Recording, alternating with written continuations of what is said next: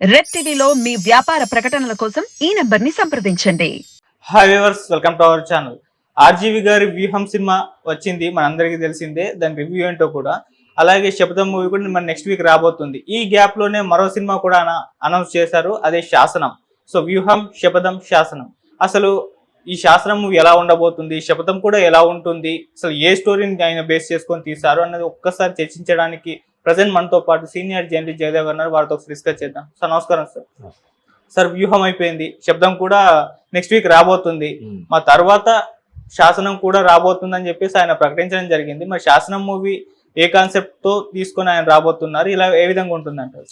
అంటే నేను అనుకోవడము, ఆ తర్వాత ఫిల్మ్ నగర్ వర్గాలు మాట్లాడుకునే ఇన్ఫర్మేషన్ ప్రకారం నాకు అర్థమైంది ఏంటంటే, ఫస్ట్ వ్యూహంలో ఏంటి అంటే జగన్మోహన్ రెడ్డి గారిని ఎటువంటి వ్యూహం పన్ని ప్రభుత్వం గవర్నమెంట్ ఫామ్ చేశారు ఏంటి అనేది దాని మీద చూపించబోతున్నారు. బట్ ఆ వ్యూహంలో ఎవరెవరు సహకరించారు, ఎవరెవరు ఉపయోగపడ్డారు అనేది లేదు.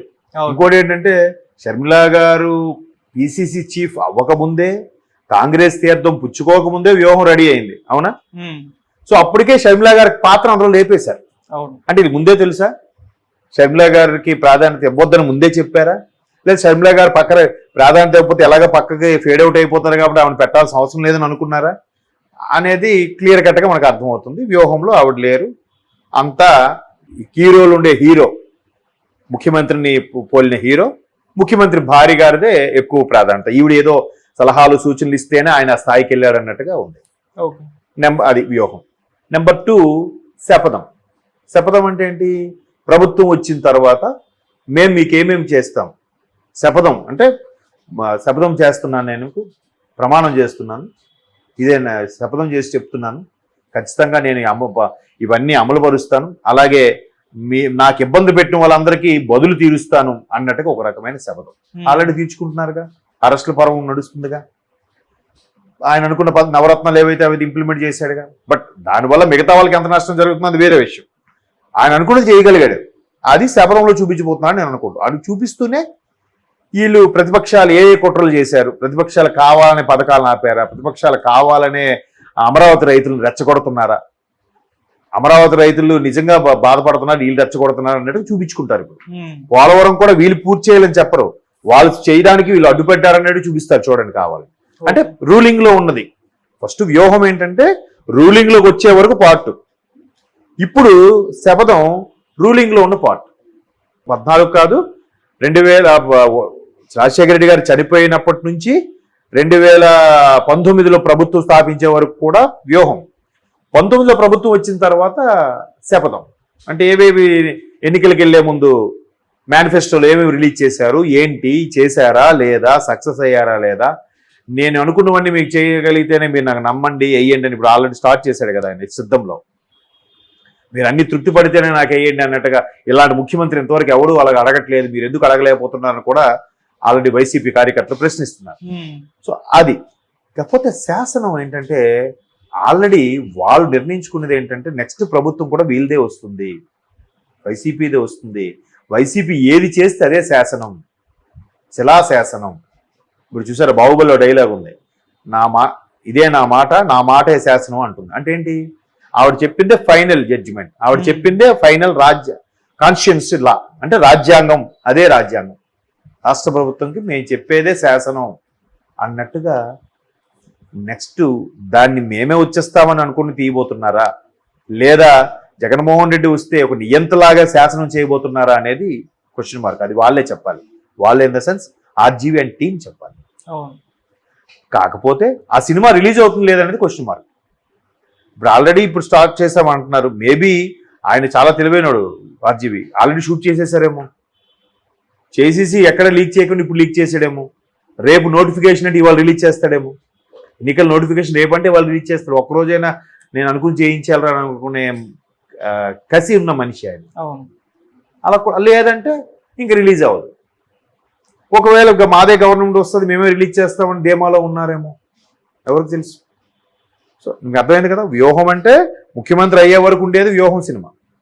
వ్యూహం ముఖ్యమంత్రి అయిన తర్వాత ఎటువంటి పరిపాలన అందించారు, ఎలాంటి ప్రతిపక్షాలు ఎదుర్కొన్నారు, మేబీ అందులోంచి ఆ తల్లికి చెల్లికి పక్క రాష్ట్రం పంపించిన అంశం ఉండదేమో శబదంలో నేను అనుకుంటున్నాను. ఎందుకంటే వ్యూహంలో కూడా చెల్లి ఎంత బాగా క్యాన్వాసింగ్ చేశారు తిరిగారు అనేది చూపించట్లేదట కదా. అవును. అంటే చూడలేదు సినిమా, మరి మీరే చెప్పాలి. సో శబదంలో ఆ తల్లి చెల్లి పక్క రాష్ట్రంకి వెళ్ళిపోయారు అది చూపించడం బహుశా చెప్తే మళ్ళీ వాళ్ళకి చుట్టూ తిరిగి వాళ్ళ మీదకి వస్తుంది లింక్ అంతా, అది చూపించరు. ఇక శాసనం ఏంటంటే మేము పథకాలతో చేశాం కాబట్టి మాదే ప్రభుత్వం వచ్చింది మాదే శాసనం అని చెప్పే ప్రయత్నం నేను అనుకుంటున్నాను. కాబట్టి ఆ టైటిల్స్ కూడా అలా శాసనం అని పెట్టాడు. ఒకవేళ ఆయన ఆల్రెడీ గన్ పెట్టి మరి కూడా చూపిస్తున్నాడు కదా అలాగా సర్టిఫికేట్ తెచ్చుకున్నానని. మరి అది రెచ్చగొట్టే ధోరణి, అది రెచ్చిపోకుండా ఉంటేనే బెటర్. రెచ్చిపోతే మళ్ళీ ఎట్లాగే సోషల్ మీడియాలో వైరల్, ఆయన ఇమేజ్ పెరగడం, ఆయన వీడియోస్కి వ్యూస్ పెరగడం, మళ్ళీ వీళ్ళందరూ కెమెరాలకు మైకులు పట్టుకొని వెళ్ళడం. ఆయనకి అదే హ్యాపీగా ఉంది కదా, తగిలించి తమాషా చూస్తున్నాడా, సరే చిన్న బిస్కెట్ వేసాను చూడరా మళ్ళీ మొత్తం కెమెరాలు పట్టుకొని మన ముందు వస్తారా అన్నట్టుగా ఫీల్ అవుతున్నాడు ఆయన. అలాగే అనిపిస్తుంది నాకు. ఓకే, మరి సినిమా ఆపడానికి ఏమైనా ప్రయత్నించే ఛాన్స్ ఉందా మళ్ళీ లోకేష్ గారు? అంటే వ్యూహం సినిమాని చాలాసార్లు ప్రయత్నించారు కాకపోతే రిలీజ్ అయింది. అంటే కొన్ని సీన్స్కి అవాయిడ్ చేసి ఉంటారు, ఆల్రెడీ రిలీజ్ చేశారంటే కంప్లీట్గా రష్ ఏదైతే రా మెటీరియల్ ఏది ఉందో రష్ కొన్ని మంచి మెయిన్ సీన్స్ తీసేసి సెన్సార్ కూడా ఓకే చేసి ఉండొచ్చు.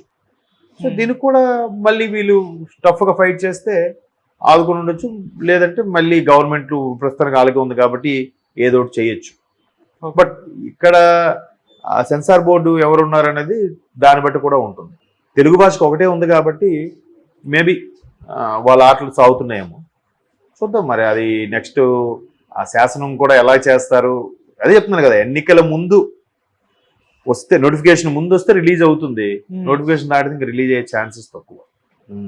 Thank you so much sir. అంటే నేను అనుకోవడము ఆ తర్వాత ఫిల్మ్ నగర్ వర్గాలు మాట్లాడుకునే ఇన్ఫర్మేషన్ ప్రకారం నాకు అర్థమైంది ఏంటంటే ఫస్ట్ వ్యూహంలో ఏంటి అంటే జగన్మోహన్ రెడ్డి గారిని ఎటువంటి వ్యూహం పన్ని ప్రభుత్వం గవర్నమెంట్ ఫామ్ చేశారు ఏంటి అనేది దాని మీద చూపించబోతున్నారు. బట్ ఆ వ్యూహంలో ఎవరెవరు సహకరించారు ఎవరెవరు ఉపయోగపడ్డారు అనేది లేదు. ఇంకోటి ఏంటంటే షర్మిలా గారు పిసిసి చీఫ్ అవ్వకముందే కాంగ్రెస్ తీర్థం పుచ్చుకోకముందే వ్యూహం రెడీ అయింది, అవునా? సో అప్పటికే షర్మిలా గారికి పాత్ర అందరూ లేపేశారు. అంటే ఇది ముందే తెలుసా? షర్మిలా గారికి ప్రాధాన్యత ఇవ్వద్దని ముందే చెప్పారా? లేదా షర్మిలా గారు పక్కన ప్రాధాన్యత ఇవ్వకపోతే ఎలాగ పక్కకి ఫేడ్ అవుట్ అయిపోతారు కాబట్టి ఆమెను పెట్టాల్సిన అవసరం లేదని అనుకున్నారా అనేది క్లియర్ కట్గా మనకు అర్థమవుతుంది. వ్యూహంలో ఆవిడ లేరు, అంతా హీరోలు ఉండే హీరో, ముఖ్యమంత్రిని పోలిన హీరో, ముఖ్యమంత్రి భార్య గారిదే ఎక్కువ ప్రాధాన్యత. ఈవిడ ఏదో సలహాలు సూచనలు ఇస్తేనే ఆయన స్థాయికి వెళ్ళాడు అన్నట్టుగా ఉంది. అది వ్యూహం. నెంబర్ 2 శపథం అంటే ఏంటి? ప్రభుత్వం వచ్చిన తర్వాత మేము మీకేమేమి చేస్తాం. శపథం అంటే శపథం చేస్తున్నాను, నేను ప్రమాణం చేస్తున్నాను, ఇదే శపథం చేసి చెప్తున్నాను, ఖచ్చితంగా నేను ఇవన్నీ అమలు పరుస్తాను, అలాగే నాకు ఇబ్బంది పెట్టిన వాళ్ళందరికీ బదులు తీరుస్తాను అన్నట్టుగా ఒక రకమైన శపథం.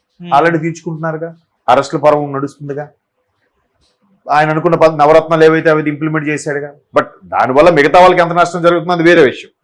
ఆయన అనుకున్నది చేయగలిగాడు, అది శపథంలో చూపించబోతున్నాడు నేను అనుకుంటాను. అది చూపిస్తూనే వీళ్ళు ప్రతిపక్షాలు ఏ కుట్రలు చేశారు, ప్రతిపక్షాలు కావాలనే పథకాలను ఆపారా, ప్రతిపక్షాలు కావాలనే అమరావతి రైతులను రెచ్చగొడుతున్నారా, అమరావతి రైతులు నిజంగా బాధపడుతున్నారు వీళ్ళు రెచ్చగొడుతున్నారు అన్నట్టు చూపించుకుంటారు. ఇప్పుడు పోలవరం కూడా వీళ్ళు పూర్తి చేయాలని చెప్పరు, వాళ్ళు చేయడానికి వీళ్ళు అడ్డుపెట్టారన్నట్టు చూపిస్తారు. చూడండి కావాలి అంటే రూలింగ్ లో ఉన్నది.